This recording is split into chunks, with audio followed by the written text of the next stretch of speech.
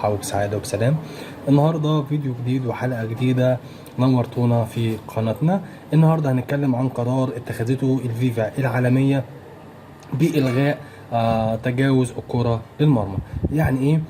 في الفترة اللي فاتت كان الحكم بيبقى لابس ساعة في ايده، اول ما الكرة بتعدي خط المرمى بيصفر الحكم لان الساعة بتديله اشارة ان الكرة تجاوزت خط المرمى.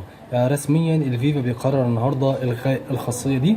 يعني من النهارده الكرة لو تجاوزت خط المرمى وجت هدف، الحكم الساعة مش هترن في ايده ومش هتنبيه ان هو هدف.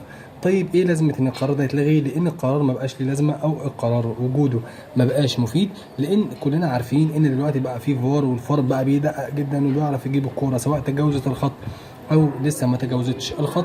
فتقريبا القرار ده او الخاصيه دي ملهاش لازمه. عشان كده قررت الفيفا النهارده رسميا عدم تطبيق خاصيه تجاوز الكره لخط المرمى، وعدم تفعيل خاصيه ساعه اليد اللي في ايد الحكم. اتحاد الكوره او الفيفا الدوليه او الفيفا العالميه بتطور كل يوم في الكوره اكتر واكتر. الاول ما كانش في فار، دلوقتي بقى عندنا فار.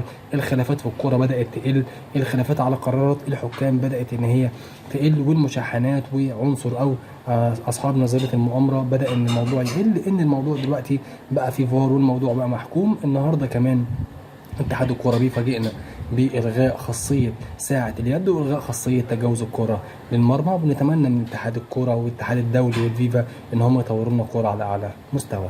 يا رب تكون الحلقة عجبتكم، اللي بنزله دايما يعجبكم. ما تنسوش دعمكم للقناة والاشتراك واللايك عشان يوصل لكم كل جديد، وفعل الجرس عشان يوصل لك إشعار بالحلقة. ولو أنت مهتم بالمحتوى الرياضي وبأخبار الرياضة فالقناة دي تخصك، وإن شاء الله نقدم لكم معلومة تانية في الفترة الجاية. نتقابل في فيديو جديد، مع السلامة.